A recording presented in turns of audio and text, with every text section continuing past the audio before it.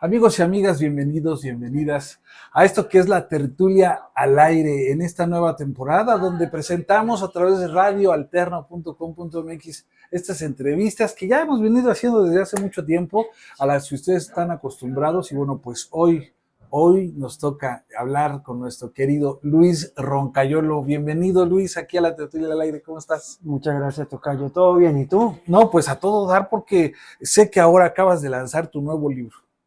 El Así Diablo es. de la Selva Lacandona. Platícanos. Y otros cuentos. Pues mira, El Diablo de la Selva Lacandona es un libro de cuentos de literatura histórica con toque fantástico.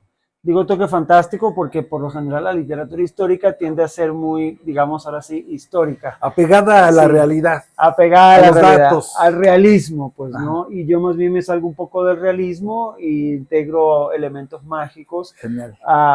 No en todos, pero sí en varios de mis De los cuentos. ¿Cuántos cuentos son? ¿Cuántos cuentos componen esta, podríamos decir que antología? No es una antología, este conjunto de historias. Pues mira, 1, 2, 3, 4, 5, 6, 7, 8, 9 y 10. 10 Okay, cuentos. son 10 cuentos.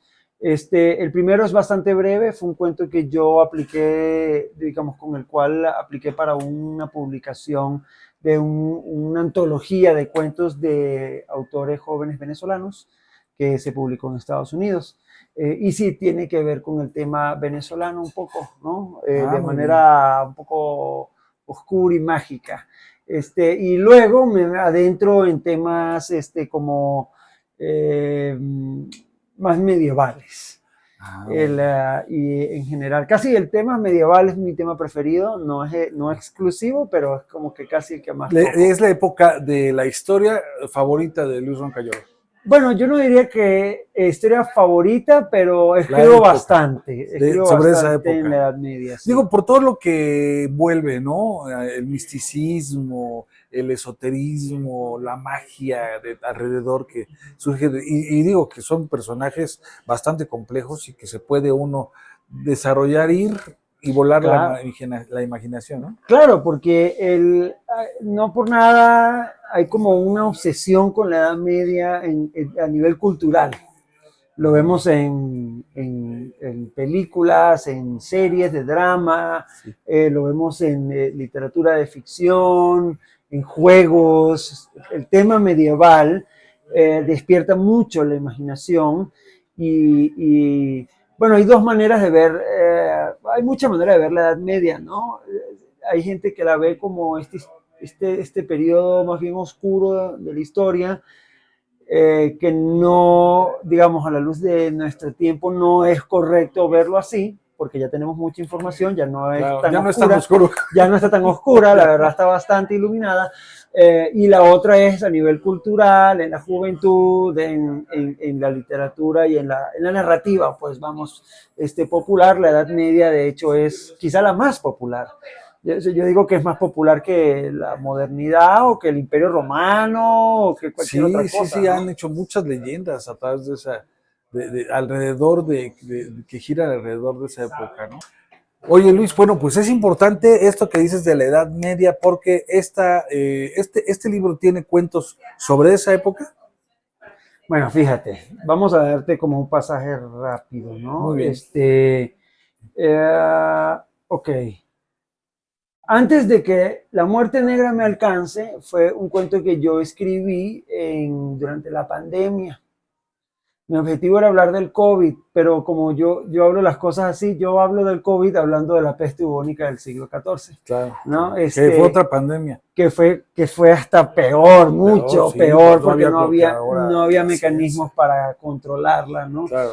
El COVID hubiera podido ser así, no lo fue porque tenemos hoy en día pues la tecnología, el conocimiento para por lo menos amortiguar, sí, claro. Para amortiguarlo. Y esto es básicamente una relación de un mercader genovés que está en el puerto, en la colonia genovesa de Crimea, donde se reporta que fueron los primeros brotes de peste bubónica. No se cree que surgió allí. Tengo pues aquella caravana de migrantes en el antiguo Imperio Romano, en la época más bien de la caída del imperio, por ahí por los últimos siglos. El astrólogo es en el Renacimiento, el agente ruso es la modernidad, la post-Unión Soviética. La nebulosa del teólogo es una mezcla de, sí es la Edad Media, pero en diferentes lugares. Ocurre en el mundo maya, ocurre en el mundo persa, ocurre en China. ¿Al mismo tiempo? Lo que pasa es que es un evento astronómico que varias personas en diferentes partes del mundo Qué ven. interesante, ¿eh? Entonces, digamos, el fenómeno astronómico es lo que vincula la historia de personajes en partes distintas del mundo. La nebulosa del teólogo. La nebulosa del teólogo. Muy bien. El rostro del imán es muy místico. Tú ahorita que hablaste de la mística, esto es del misticismo musulmán medieval. Que hubo un tiempo en el que a mí me apasionó mucho ese tema. En general, a mí me gustan mucho los temas de las religiones, y las religiones abrahámicas y la comparación, ¿no? Claro. Como la religión comparada. Y el rostro del imán es probablemente uno de mis cuentos difíciles. Yo hoy en día lo leo y digo, caray, escribí algo bien complejo. Sí, bien complejo. Sí, o sea que da para más. Puede ser un universo que puede desarrollarse para muchos otros libros o historias. No estoy tan seguro. ¿A qué te refieres con la complejidad? No, ¿Por los personajes, por la trama? No, complejidad en el sentido de que los temas son muy oscuros. Oscuros en el sentido de que no es de fácil...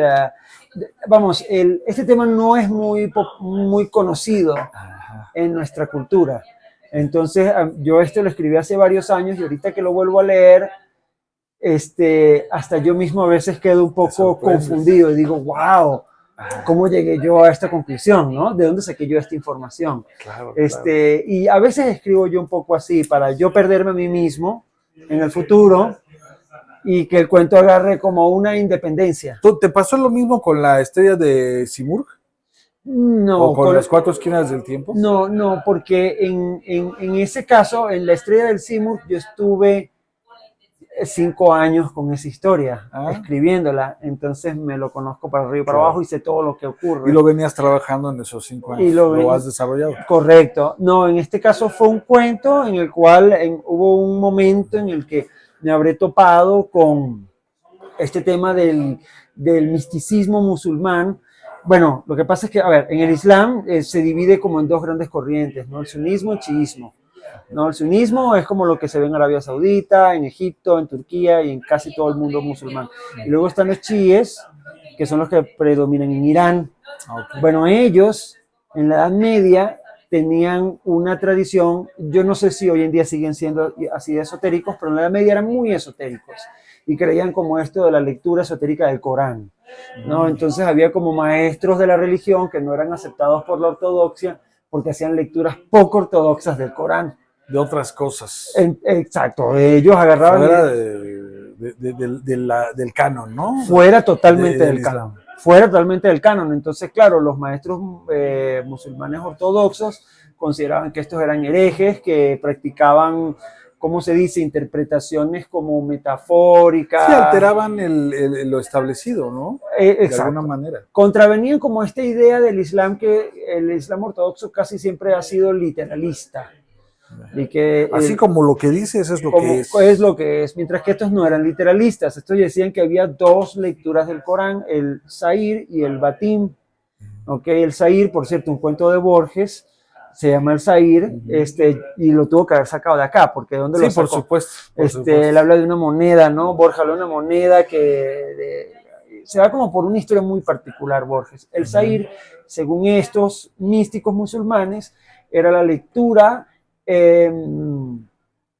exotérica del Corán, exotérica en el sentido de que es la lectura literal, y luego el significado implícito espiritual, que tenía connotaciones escatológicas de, qué sé yo, del fin del mundo o de la próxima venida de lo que llamaban el Mahdi, que era por las profecías. Las profecías era como más profético, y ellos lo llamaban el Batim, que era la lectura que era esotérica, era lo que estaba oculto entre líneas y que nada más los herederos biológicos de Mahoma podían entender. E interpretar. Solamente ellos tenían como esta suerte de carisma espiritual para poder entender la revelación oculta dentro del Corán. Entonces, el rostro del imán es un poco eso, pues un personaje que está buscando al imán. Entiendo la complejidad ahora. Sí, exacto, te digo, sí, Claro. ahí me fui de Sí, boca. sí, sí. Pero bueno, a mí a veces me gusta como meterme en un tema Está bien, claro. muy específico y digo, ¿sabes qué? Esto Y nadie habla de entonces en este cuento esto es lo que podemos percibir, ¿no? De primera, esa complejidad, ese mundo tan complejo que ha existido de siempre. O sea, hay un mundo ortodoxo y un mundo que no es, que se quiere salir más allá y que quiere interpretar las cosas de otra manera, ¿no? Claro, claro. Entonces, Ajá. de alguna Los manera... radicales y los conservadores, más bien son los radicales. Y los nuevos Y que vienen con nuevas ideas. ¿Cómo podría decirse? incluso en todas las religiones ocurre esto, Claro. ¿no?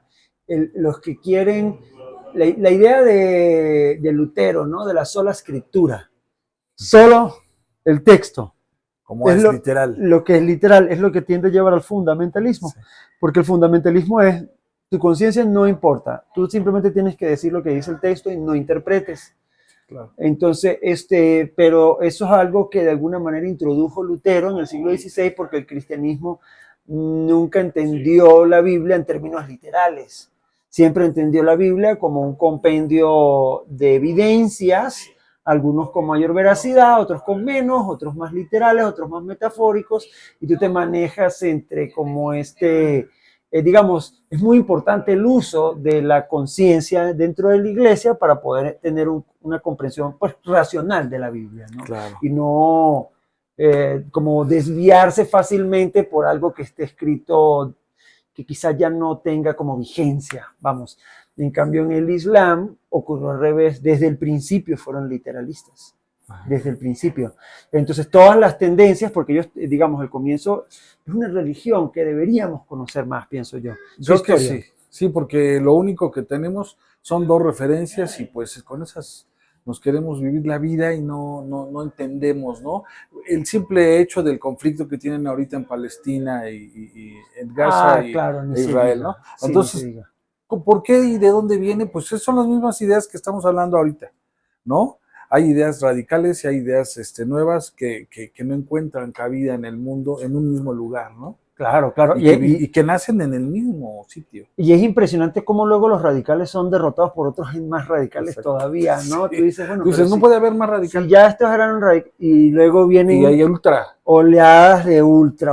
Entonces, wow, uno queda muy sorprendido. Pero así son digamos, los fenómenos religiosos, ¿no? Y entonces todo esto lo podemos ver en ese cuento de el imán. Exacto, el rostro del imán. El rostro del imán. Bueno, luego está el emperador en el diario, que es un soldado del ejército napoleónico que está escribiendo un diario en la retirada de Napoleón de Rusia, en la campaña en 1812, donde la gran armée fue muy diezmada, ¿no? En la retirada esa terrible que hubo. Fue una derrota. Una derrota catastrófica. Napoleón no se recuperó después de eso. Se pudo recuperar. Y sin embargo aguantó 3 años más, ¿no? A pesar de esa derrota. Y yo escribí este cuento cuando estaba muy metido en el tema de la historia de Rusia a propósito de la guerra y la paz de Tolstoy. Este libro te llevó a escribir, a estudiar. Claro. No, bueno, es que la guerra y la paz ya por sí es un estudio inmenso, ¿no? Claro. Y a mí en general me gusta mucho Tolstoy. Quizás es mi escritor preferido. No me digas. Quizás es mi escritor preferido. Digo quizás nunca me lo imaginé. Es que es difícil decir cuál, ¿no? Porque hay tantos tan buenos, pero yo creo que Tolstoy sin duda alguna está ahí en mi top. Pues qué 3. Padre, qué buena revelación ahorita aquí ante las cámaras de la tertulia al aire. ¿No? Yo creo que de allí también podemos entender muchas cosas de lo que hay en las 4 esquinas del tiempo y la estrella del Simurgh, ¿no?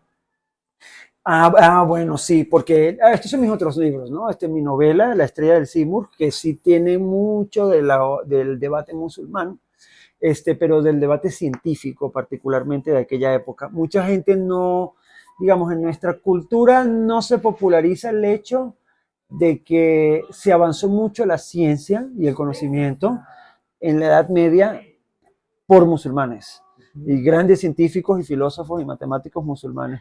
Por ejemplo, yo lo hablo con mi esposa, ¿no? El rostro de de algo que todos conocemos, Sí, el que libro es de del Baldor. Todo el mundo ve el libro de Baldor, nadie sabe quién es ese señor que está ahí, pero resulta que ese señor es Al-Khwarizmi, donde viene la palabra algoritmo, claro. ¿no?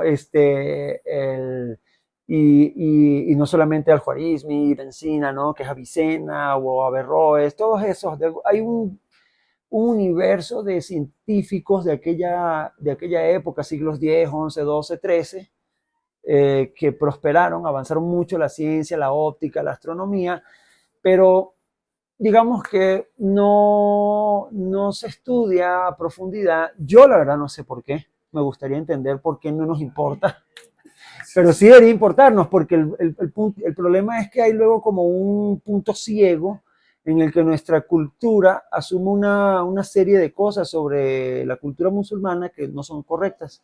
Y que deja de ver de dónde, del origen, ¿no? Porque yo siento que dejamos de ver, por ejemplo, hablas de Baldor, ¿no? Que del autor importante matemático, que lo reconocemos por precisamente esa ilustración.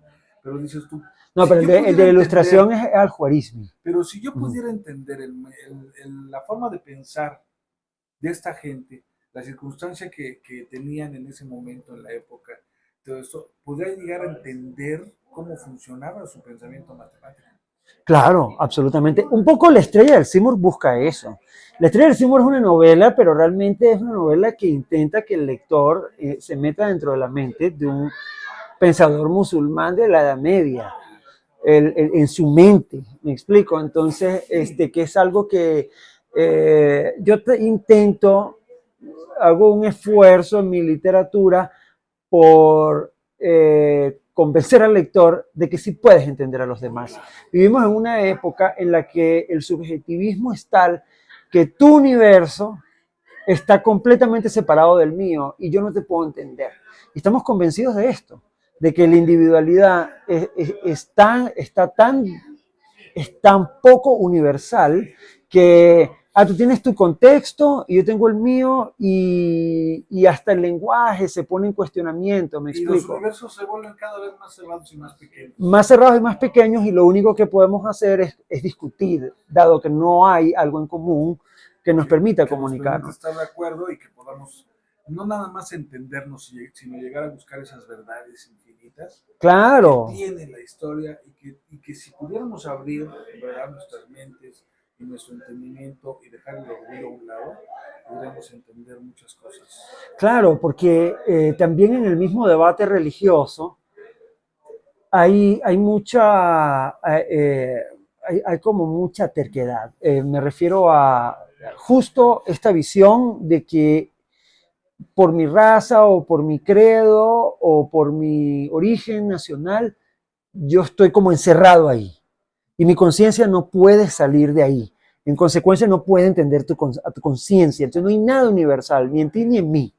¿Me explico? Entonces, esta negación de la universalidad de nuestra mente, yo creo que nos ha hecho mucho daño porque ha llevado a, bueno, muchos conflictos hoy en día donde Yo creo que en los cuatro continentes donde hay guerras, si la ahorita, tragedia de Gaza es un ejemplo de eso. La tragedia de Gaza, el genocidio en Gaza es básicamente una suerte de cerrazón. sí, como bueno, esto le está pasando a este pueblo de allá, pero bueno, son árabes musulmanes que no tienen nada que ver conmigo, no me importa lo que les pase. Y es como una suerte de crueldad que yo creo que hay que combatir. Hay que recordarnos que como humanos con conciencia podemos ser universales sin negar nuestro origen, de dónde venimos. Pero el pensamiento nacionalista es una cosa muy seductora, porque es como un área de confort, ¿no? Por supuesto, ahí te sientes a gusto y no te vas a mover de ahí. Claro, y le pasa a muchos católicos. No, y lo peor de todo es que tú dices, tú ya no hay otra cosa. Claro, Nada simplemente no más estás pienso. acá, y esto es lo que a mí me define, me significa, y yo con eso estoy a gusto. Entonces, Sin entender, perdón que te interrumpa, sí, sí, sin sí. entender o sin llegar a permitir que el vecino de enfrente o el vecino de a un lado tenga su propia forma de pensar, tenga su propia forma de pensar, y estamos conviviendo en un mismo espacio, tendríamos que abrirnos para poder convivir con ellos. ¿Por qué no podemos ser juzgadores si no conocemos las circunstancias de la gente, ¿no? Claro, yo diría, y aquí para usar un lugar común, que cuando yo escribo es casi como un ponte en los zapatos del otro. Claro. Pero Empatía, ¿no? exacto, porque en la narrativa, el poder de la narrativa en general y de la literatura, ¿por qué necesitamos historias? Es una cosa que decía, lo vi en una entrevista de Salman Rushdie, que decía, el ser humano nunca va a dejar de necesitar historias. Lo estamos sustituyendo por propaganda, por publicidad y por consumismo, pero eso va en detrimento de la cultura. Necesitamos historias porque las historias son las que le dan realmente contenido valioso a la vida, más allá del consumismo. Entonces, claro, yo lo que hago con, lo que hago con la literatura es, y es algo que muchas veces, bueno, lo comento con otros amigos escritores y digo, lo que a mí me pasa es que cuando empiezo a escribir sobre alguien, me convierto en ese alguien, ¿no? Y hay gente que dice, no, el escritor tiene que estar separado de su personaje, y Sí, yo en hay muchos que dicen eso. hay muchos que dicen eso. Yo digo, no, el escritor tiene que ser el personaje, y es un poco extraño, pero es la única manera de tú poder encarnar Es que, ¿sabes? de manera original. Yo he notado que en tus obras hay mucho de teatro, Okay. mucho de drama, mucho de esta forma de vivir las historias, pero así a flor de piel y de sentir muy pasionales, ¿no? Hablando no nada más del amor hacia una persona, ¿no? También puede ser hacia la patria, hacia el lugar de donde uno es, hacia las raíces, hacia el origen, hacia la religión, ¿no? Claro, y entender que como seres humanos, cada quien desde su contexto tiene cierta razón en lo que dice, pues, ¿no? Defiende su ideal, ¿no? Defiende su ideal. Entonces, esta idea como del choque de las civilizaciones es una visión belicista que probablemente siempre va a estar allí, porque los estados tienen intereses contrapuestos y siempre va a haber como guerras. El tema es cuando los pueblos se agarran odio unos con otros, pues, porque es diferente que un estado se vaya a la guerra contra otro estado y diriman sus conflictos a bombazos, es fruto de la propaganda. Es fruto de la propaganda, porque en la modernidad tienes que movilizar a la población. Y no siempre fue así. Los estados podían ir a la guerra con otros estados y movilizar a toda la población. Como hacía Luis XIV, que movía su ejército mercenario para irse contra los Habsburgos. Había unos combates en la frontera y luego se iban. Yo voy con quien me pague más. Sí, y los franceses no veían la guerra y los austríacos no veían la guerra, porque la guerra era como un conflicto entre monarcas que no involucraba necesariamente a la población.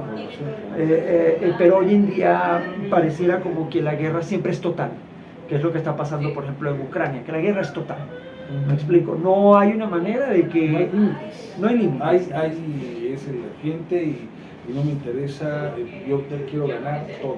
Y eso tiene que ver con esa propaganda nacionalista. Entonces, claro, mi libro, de alguna forma, bueno, hay otros cuentos adicionales, déjame comentarte. Está El Diablo de la Selva Lacandona, que es el libro que titula, perdón, el cuento que titula el libro, y Lo que brilla en el fondo. Lo que brilla en el fondo sí es como un cierre, es como, son dos personajes que realmente son Mahoma y San Agustín, que están viendo el último destello de luz del universo antes de desaparecer, antes de ser tragado por los agujeros negros. ¿Sabes que los astrofísicos, los cosmólogos, plantean que eventualmente toda la luz va a ser tragada por agujeros negros y no va a haber más nada? Me explico, no va a haber luz, solo va a haber como entropía, pues, ¿no? A máxima. Sí, todo se va a echar a perder. Entonces yo digo, guay, ¿cómo va a ser ese último momento, ese último fotón antes de desaparecer, y ya el resto del universo va a ser simplemente oscuridad, ¿no? Entonces, pues es como... Hay dos testigos, que son Mahoma y San Agustín. O sea, como que... Qué simbólico. Sí. Y ellos están conversando sobre el fin del mundo, y después cuando desaparece dicen, bueno, ya se acabó, ¿no? Y el libro termina un poco ahí, ¿no? Termina como en ese... plantea ese fin del mundo de manera cosmológica. Puedo ver. Sí, y yo escribí ese cuento cuando estaba un poco entristecido por episodios, ¿no?, de la vida. estaba pensando como en el fin del universo, ¿no? ¿Cómo sería el fin del universo y quién sería un testigo digno de verlo? En ese momento puse Mahoma y San Agustín. Ojalá que todos los suicidas y los que de alguna manera pierdan la esperanza y pudieran escribir, ¿no? Se pusieran a escribir. Claro, claro. No, o sea, son momentos creativos deliciosos. Grandes momentos creativos, grandes momentos creativos. Y bueno, El Diablo de la Selva Lacandona es como primero porque me gusta el título, y bueno, es una historia mexicana. Bueno, es la selva lacandona, todos conocemos, en Chiapas. Resulta que hay un libro que me inspiró mucho para ese cuento, que es La paz de Dios y del Rey, del historiador Jean de Vos. Es un libro fascinante, está publicado por Fondo de Cultura. Yo recomendaría a todo el mundo que lo leyera, que le guste la historia, claro, porque es bellísimo. Esa historia que no es la gran historia épica de los líderes mundiales, sino la historia de gente sencilla de un pueblo, de un lugar. De un lugar. Y es la historia principalmente de cómo los frailes dominicos cristianizaron Chiapas, y lo último que quedó por cristianizarse fue la selva lacandona, claro, porque está difícil meterse en la selva. Quien le iba a entrar era mucho más grande de lo que es hoy en día. Hoy está muy mermada, está muy disminuida por, sí, claro. Puede haber accesos hasta hechos por el gobierno para llegar a algunas comunidades. Exacto. Pero antes era la pura selva. Claro. Era la pura selva. Peligros, no nada más era el cruzar y el que te agarre la noche, y el simple hecho de que te pique un mosquito. Que te puedes enfermar, ¿no? Las enfermedades que puedes pues, sí, las selvas son muy peligrosas. Las víboras, las serpientes, bueno, muchos peligros, ¿no? Que puedes rodear. Exactamente. Entonces yo lo que pensé fue, qué interesante esta historia de estos frailes que se metían en la selva a predicar el evangelio a las comunidades indígenas, a las que obviamente no se habían cristianizado porque estaban ahí en lo profundo, eran las últimas. Y ellos entraban pues desarmados, eran en ese sentido verdaderos misioneros, porque hay dos visiones, ¿no? del proceso colonial español. Está la visión del conquistador, que en el fondo es de un guerrero español que viene aquí a expoliar y a someter, y la visión del misionero, que lo que no viene con una intención económica y política, sino que viene con una intención espiritual. A redimir a la gente, ¿no? A difundir de su fe, ¿no? A difundir de su fe. Y hubo pues prácticamente mártires que se metieron dentro de la selva, y los indígenas de aquel entonces, los lacandones, que no son los mismos lacandones de hoy. Los lacandones de hoy son, tengo entendido que son proceso de una migración que ocurrió dentro de la península de Yucatán. Los lacandones de aquel entonces ya no existen. O sea, su cultura se perdió en el tiempo. Se perdió en el tiempo, correcto. Y estos lacandones que estaban alrededor de la laguna actual de Miramar, hoy en día es un sitio turístico al que se puede ir. En aquel entonces era una laguna que no estaba ni siquiera en los mapas. Sí, totalmente virgen desde la perspectiva de los exploradores, no de los indígenas, ya vivían ahí. Ya había gente que habitaba eso. Correcto, hay unas islas allí. Ellos construyeron una comunidad bastante organizada, eran mayas después de todo. No los mayas de las grandes pirámides, pero eran, digamos, étnicamente y lingüísticamente eran mayas. Y en el cuento son 7, iba a decir 7 samuráis, pero no, son 7 dominicos que se meten de misioneros, ¿no? Sí, 7 misioneros que se meten a predicar, y es la historia de cómo ellos viven la selva, pero el vuelco de tuerca, pues no, el giro de tuerca, el twist, no lo digas. Es que es una historia de terror. Es una historia de horror y tiene influencias un poco de Lovecraft, en el sentido de que es una ida hacia lo desconocido y un encuentro con algo aterrador o algo... hablas también que haya terror cósmico. Hay un elemento, vamos a ponerlo así, hay un elemento de horror cósmico que los protagonistas interpretan bíblicamente. Porque claro, ellos son dominicos. Bueno, es que en la Biblia también puedes encontrar, ahí está el Dios de Ah, claro, sí, monstruos bíblicos que son impresionantes. Totalmente. No lo había pensado así, pero ciertamente. Pero es que Leviatán es eso. Pero bueno, ciertamente. ciertamente. Entonces, claro, eso es un diario pues, de dominico que sobrevivió a esa misión y la experiencia que tuvo. Yo agarré, mira, Lovecraft utilizaba folclore de Nueva Inglaterra. Él sí metía mucho de su imaginación, pero había muchas inspiraciones historias. del folclore de su región, ¿no? Que él nació allí en Rhode Island, ¿no? Y hay como historias de brujería o cosas por el estilo que uno ve metidos dentro de su literatura. Entonces yo agarré ese método y hice lo mismo. Cuando yo estuve en Chiapas viajando, conocí muchas leyendas y yo dije, estas leyendas están fascinantes. Chiapas es un lugar muy rico en narrativa, bueno, en imaginación. Todo México, claro. Pero Chiapas es fascinante. Yo creo que tiene un lugar especial. Porque tú creas atmósferas, me doy cuenta. En cada historia hay una atmósfera que tú creas. Y tú entonces aquí adoptas a la selva lacandona para tu atmósfera.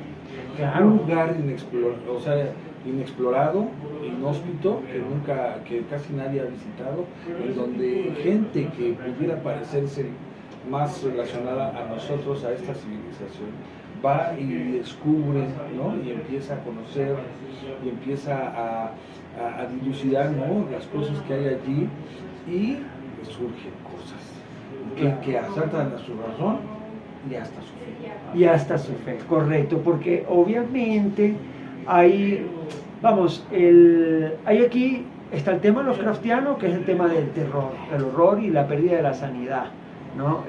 Solo que en un contexto de leyendas chiapanecas, donde las leyendas chiapanecas cobran vida y ellos se enfrentan a estas leyendas como cosas reales que están pasando, y obviamente cuestionan su sanidad, su fe, y hay diferentes personajes. Hay unos personajes que son más doctrinarios y empiezan a interpretarlo como en clave teológica. Hay otros que dicen, no, esto es una locura, o esto no está pasando, y empieza ahí un debate alrededor de la supervivencia y qué van a hacer, ¿no?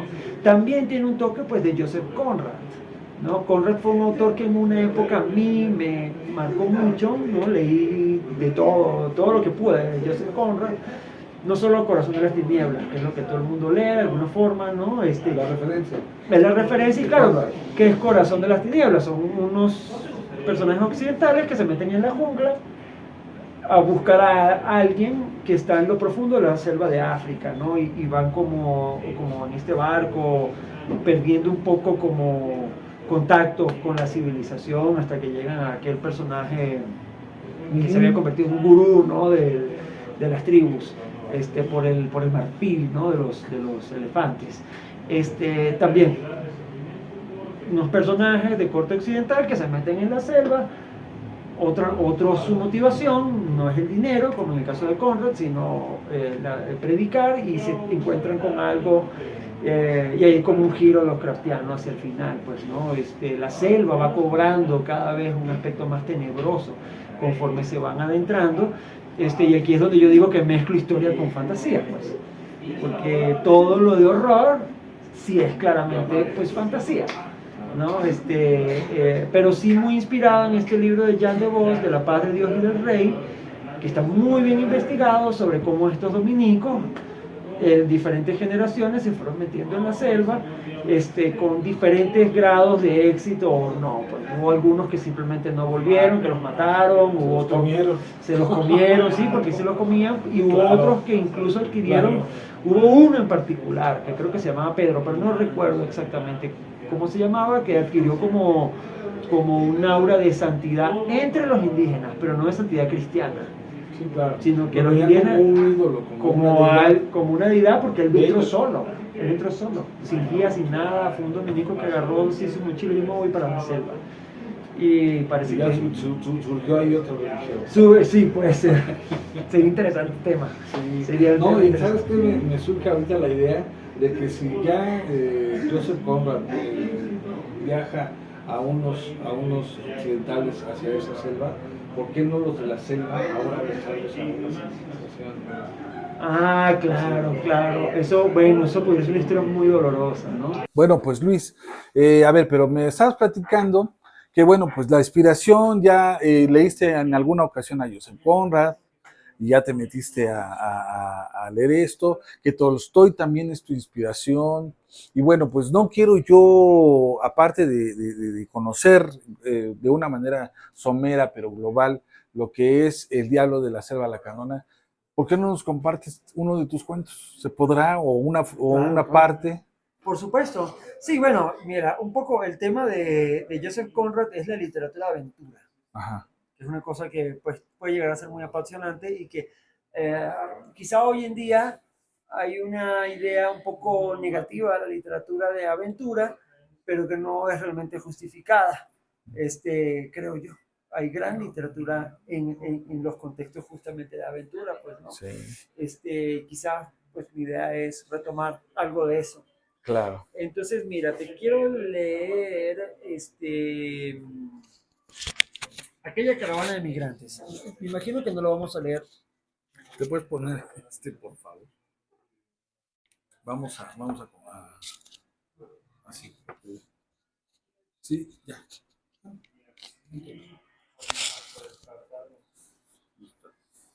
Venga, pues. Ahí estamos. Ahora sí. Ok, pues te leo un fragmento, ¿no? Puede ser aquella caravana de migrantes, podemos leer luego un Habías fragmento. comentado que había un cuento corto, ¿no? Ah, bueno, la barca de huida. Para que lo escuchemos hasta el final. Ok, la barca Sí de me huida es un gustaría. microcuento, ¿no? Es un cuento bastante cortito. Ok, la barca de huida. Rotos los zapatos, lodo debajo de las uñas, me detuve a tomar aire consciente de que el sol huía por el oeste y la noche amenazaba con arrebatarme la vida. Nadie había querido venirse conmigo porque los valientes ya se habían ido y los resignados preferían una pobreza conocida que una por conocer. Yo siempre fui un hombre solitario. De niño leía las historias de los anacoretas de Irlanda que migraban a islas desiertas para dedicarse a la contemplación. Y después eran hallados por vikingos que, sorprendidos por sus barbas greñudas y aspecto místico, continuaban temerosos por la ruta del barco Dracar sin hacerles daño a aquellos hombres. Siempre pensé que algún día terminaría como uno de esos ermitaños, no solo por los acontecimientos personales y dolorosos que nos ocurrían a diario en Venezuela, sino además porque a mí me resultaba inescapable cierta indiferencia en la textura material del mundo. Al principio, la muerte de un hermano por herida de bala resulta una atrocidad, pero al séptimo o noveno muerto dejas de percibir la vida humana como algo con valor intrínseco. Al contrario, se torna tan transitoria como la vida de las gacelas en la sabana africana. Entonces, ¿por qué me fui? ¿Por qué dejé Caracas si la realidad me resultaba llana, inconsecuente y mi vida un alma aislada? Con alegría o pesar, crucé caminando a Colombia, en medio de violencia en la frontera y agresivos uniformes oliva. Nadie pareció verme, ningún policía, ningún militar, ningún delincuente. De pronto estaba del otro lado a través de una tenue cortina de lluvia. El nuevo país era color verde vivo, como un signo de los colores que viven en otros países y que muchos de mis amigos habían soñado con conocer antes de que los mataran. En memoria de ellos decidí tomar el camino. Caminé por tristísimos pueblos habitados por prostitutas y alacranes. Subí una montaña, vi muchos venezolanos caminando a mi lado, pero ellos iban con más premura y parecían no verme cuando me dejaron atrás. Entré a un páramo árido y gris y helado y soñé que en cualquier momento me toparía con la laguna Estigia o con San Pedro o con una valquiria en otro más de mis delirios wagnerianos. Fue cuando sentí cansancio y me detuve a tomar aire, consciente de que el sol huía por el oeste y la noche amenazaba con arrebatarme la vida.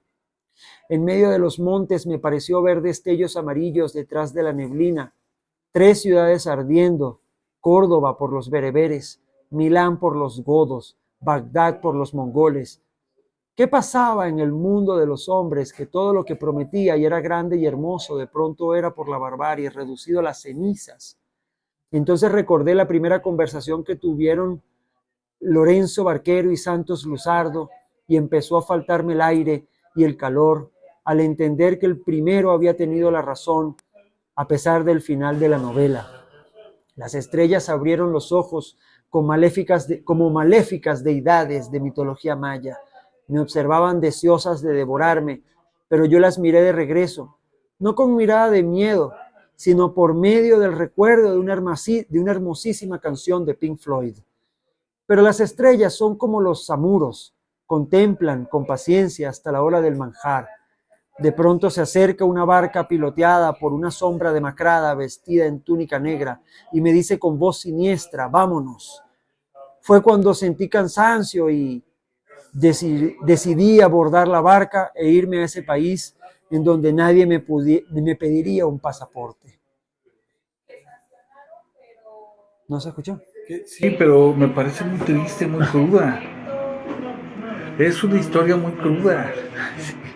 Yo, Ajá, dime. Yo estoy, o sea, sí logras que uno se ponga ahí, en los zapatos de esos pies cansados, de esos pies que han caminado muchos kilómetros, de gente que ha dejado todo atrás con la esperanza de vivir otro día. Es triste, o sea, yo alcanzo a ver, atisbo una situación desesperada, pero también de esperanza. Y no sé si sea por tu condición, por tu nacionalidad, por lo que estás viviendo con tu pueblo, pero se ve que te duele lo que pasa a tu pueblo venezolano, ¿no? Y lo proyectas aquí y es crudo, o sea, es una historia fuerte, no es fácil asimilarlo. Bueno, justamente yo quise abrir el libro con este cuento porque de alguna manera los migrantes del mundo, para bien o para mal, aceptan el llamado a la aventura, muchas veces en contra de su voluntad. Aceptan ese llamado a la aventura de dejar lo que tienen para buscar pues una promesa, y en el camino se topan con muchas dificultades, algunos llegan, muchos no. Y yo yo introduje aquí varias influencias, ¿no?, mías personales, desde las clásicas hasta, pues, en el caso de estos personajes, Lorenzo Barquero y Santos Luzardo, tienen una conversación muy poderosa en la novela venezolana Doña Bárbara, ¿no?, de Rómulo Gallegos, y justamente hablan sobre la barbarie y la civilización, que es como un tema muy recurrente del cual yo escribo, ¿no? La caída de la civilización, la destrucción de la ciudad, tanto en Las Cuatro Esquinas del Tiempo como en La Estrella del Simur. Yo reflexiono sobre esto, ¿no? Tienes una ciudad que es grandiosa y de pronto es devastada, ¿no? Y la pérdida de conocimiento y la pérdida del bienestar lleva a individuos a buscar un nuevo lugar. Y bueno, claro, lo mezclo con una experiencia personal que yo tuve con Pink Floyd, que la recuerdo mucho, ¿no? Oyendo la música maravillosa de Pink Floyd, que es como, bueno, ver las estrellas, que es lo que siempre nos queda, ¿no? ¿Qué canciones? No voy a decir que es Shane Russia Diamond. Es esa. Ay, no me digas. Es precisamente esa la que Shine on You Crazy Diamond, es precisamente esa canción a la que yo me refiero. Sí, también a mí me transporta mucho esa parte. Es grandiosa, es Sí, grandiosa. sí, Y de alguna manera, pues, el cielo es algo que está disponible a todos, a ricos y pobres, ¿no? A los que tienen hogar y a los que andan buscando uno. Y es como lo último que hace el personaje antes de morir. El barquero, pues, claramente es Caronte, ¿no? Ahora sí que el que te lleva hacia el Mictlán, Hay que te lleva hacia el el que te atraviesa ese río. Sobre todo, bueno, tenemos que pasar. Y ahí no hay pasaporte, ¿no? De ahí vamos todos y de alguna forma los venezolanos tenemos una historia un poco turbulenta con nuestro pasaporte, ¿no? Porque es como se considera un derecho humano tener pasaporte y es un derecho que no está Negociable. no, bueno, no está asegurado. Los venezolanos a veces no tienen pasaporte, está vencido y no lo pueden renovar y existen diferentes. Yo no estoy muy seguro por qué, dicen que no hay material, pero el hecho de no tener pasaporte, que es algo que para todas las nacionalidades está dado como Derecho universal. y nadie lo cuestiona, como que bueno, quieres tener un pasaporte, vas, te lo sacas y te lo dan, ¿no? Y ya está. En venezolanos, y muchos venezolanos no, que cruzan a pie. Este cuento yo lo escribí a propósito de las caravanas que empezaron a salir de Venezuela a pie a través del Darién, allí entre Colombia y Panamá, hacia Estados Unidos. A mí me pareció increíble que hubiera venezolanos que hicieran eso, ¿no? Uno creería que pues por lo menos tomar un avión a México, pero no. No, es a pie. Es a pie por Panamá, por el canal de Panamá y por Nicaragua. Y es como que yo llegué aquí en la tienda. Me han llegado venezolanos, padres con un hijo, con una hija, y se sientan acá y me dicen, no, somos venezolanos, venimos a pie de Venezuela. Y yo digo, hermano, qué increíble. Ojalá llegues al destino que estás buscando. Claro. Ojalá llegues porque es una verdadera travesía y a mí me da mucho coraje a veces la falta de misericordia o la crueldad con la que o aquí en México o allá en Estados Unidos tratan este esfuerzo. Es como, eres un apestado, no vengas acá. No me interesa tu historia, no me interesa si sufres, no me interesa lo que está pasando allá, no me interesa si tu vida corre riesgo y tu familia, simplemente no te queremos acá. Nos hacemos insensibles, incoherentes, lógicos, Absolutamente. absurdos. Absolutamente, y es algo que, por ejemplo, el Papa Francisco, que acaba de morir, hace tanta referencia a la parábola del buen samaritano, y cómo de alguna manera el buen samaritano es el llamado a recibir al extranjero, a una persona que llegó y no cuestionarla por sus motivos, simplemente dejar tu país nunca es fácil, nunca es una decisión sencilla y siempre implica sacrificios. Y el hecho de que hoy en día en Estados Unidos, en el norte global, ¿no? O lo que han hecho los sirios o muchos pueblos de la África subsahariana para llegar a Europa, todo ese esfuerzo, se mueren en el Mediterráneo. Esto ha sido noticia con demasiada frecuencia. Y lo que vemos es un auge de los nacionalismos excluyentes y dicen, no, es que son globalistas. Yo digo, bueno, no sé si son globalistas o no. El punto es que hay gente que está necesitando un lugar donde vivir. Y ustedes están fallando en su deber de acoger. Que nuestra cultura, bueno, ¿y desde cuándo la cultura es más importante que la vida de otras personas? Yo muchas veces le digo, no, es que van a transformar nuestro país, bueno, déjalo que lo transforme. Claro. Que se va a acabar nuestra prosperidad, bueno, acaba con la prosperidad, lo mismo debería ser. Cosas absurdas, ahí absurdas. Porque ciertamente, bueno, tú sabes que México siempre ha sido un país que abraza al inmigrante y lo hemos visto, ¿no? Tuvimos inmigrantes judíos, tuvimos inmigrantes españoles, chilenos. Llega la gente de chilenos cuando de Pinochet y todo esto, y los abrazamos, y hay gente que llega aquí con muchas ideas, con mucha inspiración, y llega con su cultura, y hay una fusión rica, súper enriquecedora también para nosotros. Y se hace una cuestión sabrosa es una cosa, una amalgama que bueno, que hace que México también sea de alguna manera especial por esa unión de fusión de culturas, ¿no? Claro, México a mí me recibió con mucha hospitalidad. Yo la verdad estoy muy agradecido con México. Hoy en día pues me considero mexicano por naturalización. Tengo todos mis años acá, mi hijo es mexicano, mi esposa es mexicana. Y yo empecé a escribir en México. Me reencontré con el español y dije, ¿sabes qué? Quiero ser escritor. En muchos sentidos, pues México es un gran país que ha recibido, acogido a tantos inmigrantes necesitados de un hogar, y aquí lo consiguen, ¿no? Pienso, por ejemplo, en el historiador francés mexicano Jean Meyer, que escribió el libro canónico, pues, ¿no? De la Cristiada, y es francés, y dice que es mexicano. Entonces, y tantos otros, ¿no? Ejemplos. Claro, está el tema, pues, del abuso de las redes criminales, del abuso de las autoridades migratorias y la corrupción que ocurre en la frontera sur.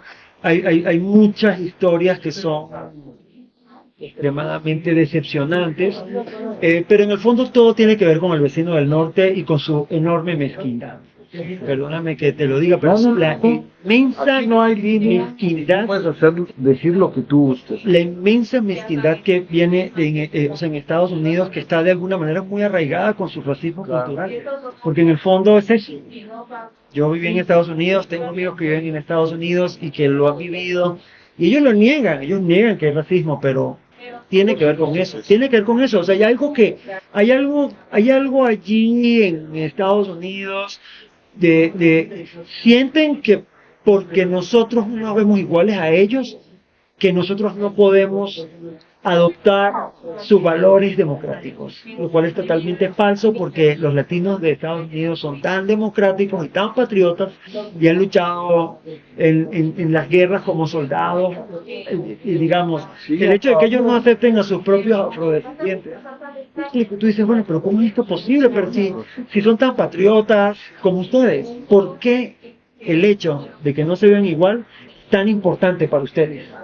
Me explico, ¿no? Los italianos que los... Es una cosa incoherente. Es muy incoherente. Y de alguna manera eso está acá. Yo cuando junté estos cuentos no lo hice de manera consciente, sino que revisándolos me di cuenta que había Ya esas cosas, esos detallitos. había un movimiento entre fronteras. Y decía, aquí los personajes se están moviendo en la frontera, me explico. Es como el tema. Y yo creo que es uno de los grandes temas de nuestra época, y yo lo quise retratar no como la migración de nuestra época, sino como otras migraciones.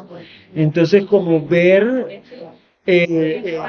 nuestra época a la luz de que no somos únicos, sino que han habido múltiples migraciones, y es un proceso constante. Y esto, aferrarnos a las fronteras cerradas, no tiene sentido. Me explico, porque, y te voy a poner un ejemplo. Yo estoy convencido de que los gringos se ven reflejados en el Imperio Romano. Ellos no lo dicen, pero ellos se ven reflejados en el Imperio Romano, se creen herederos del Imperio Romano porque es una gran república de nuestro tiempo, ¿no? La república imperial. Y si tú te ves reflejado en el Imperio Romano, también te ves reflejado en su caída. Y lo que hizo que cayera el Imperio Romano fueron los inmigrantes. ¿Pero qué inmigrantes? Los inmigrantes que ellos maltrataron, que ellos despreciaron y esclavizaron. Claro. Me explico, o sea, fue el acto de expulsión y esclavitud lo que generó, de crueldad, lo que generó la dialéctica que llevó a su caída, ¿no? Porque, y es lo que el cuento de aquella caravana de migrantes, utilizo el término caravana, yo lo escribí justamente cuando se hizo controversial lo de las caravanas en el 2018. Y yo lo que hice fue que escribí de una caravana de godos tratando de cruzar a la frontera del Imperio Romano ante la invasión de Atila y de los hunos que venían detrás de ellos. Esto es una gente desesperada que trata de cruzar a la seguridad del imperio, y como el imperio los recibe con rechazo, y resulta que al final tienen que aceptarlos. Cruzan, y esos mismos inmigrantes son los que agarran y saquean Roma.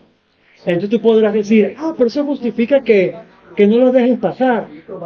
No, es que los aceptaste porque no tenías alternativa, y los aceptaste de mala gana y los maltrataste. Y creaste un clima que llevó a que no te favoreció.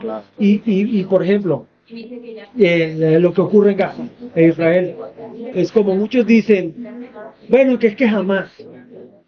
¿no?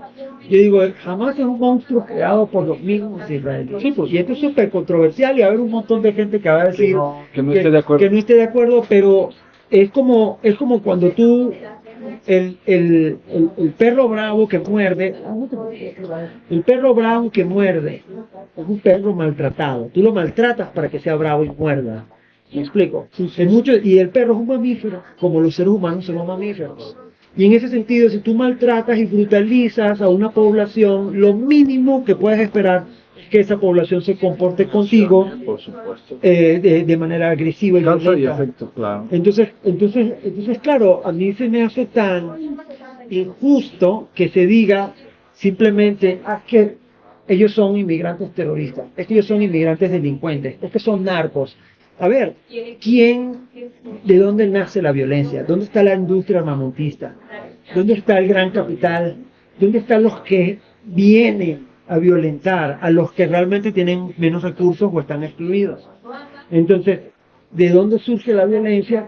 Porque claro, luego el terrorismo sirve como un pretexto para ejercer más violencia aún. Así es. No, yo estoy particularmente horrorizado con lo que está ocurriendo en Gaza, ¿no? Y no paro de denunciarlo. Cada vez que tengo una oportunidad, lo de Gaza. Esta es la oportunidad también para decirlo. Sí, esta es una oportunidad para decirlo, porque es que de alguna manera como que hay un gran chantaje en nuestro... No, Israel nos está medios chantajeando. de información, esto es lo que la media está manejando, esta situación, esta guerra, pues también la conveniencia de la traducción, o sea, los medios los dominan los poderes. Los poderosos, los intereses económicos, Claro, armamentistas, y entonces es demasiado triste que, a ver, yo soy politólogo, entiendo que las guerras a veces ocurren, pero hemos aprendido a que las guerras también tienen que tener límites, también debe haber reglas. Entonces estamos como ante una avanzada de la barbarie, pienso yo. Que no hay reglas. Ya no hay reglas. Ya antes se respetaba, o sea, había una tregua y la respetaban. Ahorita no sé, creo que ha habido 3 treguas y las han violado. Las han violado y además de manera descarada contra población civil, ¿no? Entonces, eso genera efectos migratorios. La crueldad y la Pero barbarie también eso genera que migración. dices, o sea, esa reacción que dices que empieza a generar un caldo de cultivo, que si no es esta generación, me quedo Luis, o sea, la próxima o la que sigue van a ser una rebelión tremenda, ¿eh? Porque ese pueblo va a crecer, y va a crecer con ese rencor guardado, y ese rencor que va a ir en aumento, ¿no? Entonces ahí nacen las rebeliones en realidad. Claro, y en el fondo, si los gringos están tan obsesionados porque vayan a caer como cayó el Imperio Romano, si se están imaginando ese escenario, la solución justamente es no seguir el camino de violencia que siguió el Imperio Romano. ¿Me explico? Pero entonces, bueno, ¿Te acuerdas que también en el tiempo hay bucle, ¿no? Se repite.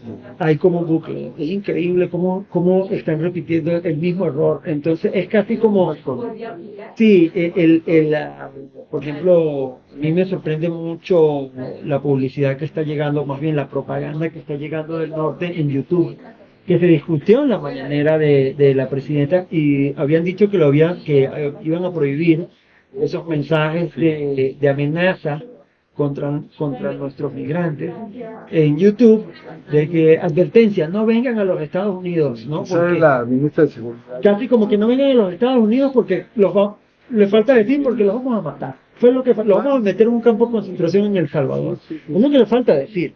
A mí me sorprende que dijeron que lo iban a prohibir y ya volvieron. Y me calienta la sangre cuando veo a esta señora con aquel descaro diciendo no vengan porque te vamos a tratar como animales. Casi, eso es lo que está implícito. Ustedes son animales para nosotros. Estados Unidos, que se supone, ¿no?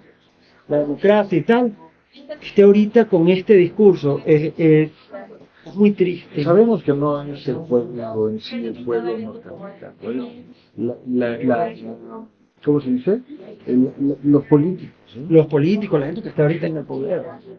Entonces, claro, bueno, todo esto de alguna forma yo lo manejo. Yo digo que lo que yo escribo es completamente metafórico.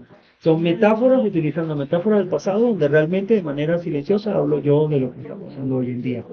¿No? También se puede leer en clave de literatura histórica interesante, ya, ¿no? Pero también, digamos, sí hay como una intención metafórica en todo esto. Claro, claro. Pues Luis, ahí está en la obra El Diablo de la Selva Lacandona y otros cuentos que bueno, pues nos traes en este año 2025 para nuestros amigos de la Tertulia al Aire y de radioalterno.com.mx. Y bueno, mi querido Luis, muchísimas gracias. Todo tiene que terminar, la plática está interesantísima y bueno, pues ya habrá tiempo de platicar sobre estos temas y otros, porque bueno, pues es bien rico platicar y conversar contigo. Muchas gracias por estar en el programa. Gracias a ti. Por querer venir aquí a hacer esta entrevista a Tierra Media, ¿no? Que es el local de mi esposa y mío que tenemos aquí en el centro de la Ciudad de México y bueno, que le damos la bienvenida a todos los que quieran pasar un rato agradable, juegos de mesa. Y que también de alguna manera nos han brindado su hospitalidad para hacer este programa y continuar con este proyecto cultural que bueno, pues hemos venido ya haciendo a través ya de casi 30 años, mi querido. Entonces, pues muchas gracias por también darle cabida a nuestro proyecto y felicidades por tu nuevo libro, por tu hijo precioso que acaba de nacer. Felicidades. Sí, eso es el centro de la vida, ¿Verdad? Sí. Mi querido Luis, hasta pronto, hasta siempre y bienvenido a la Tertulia al Aire. Gracias. Muchas gracias. Gracias a ti.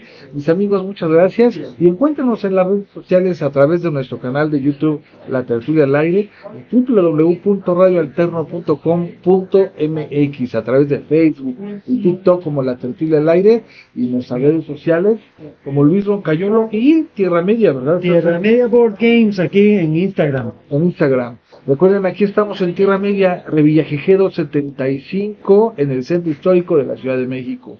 Para todos ustedes, muchas gracias. Hasta muy pronto. Gracias. Genial.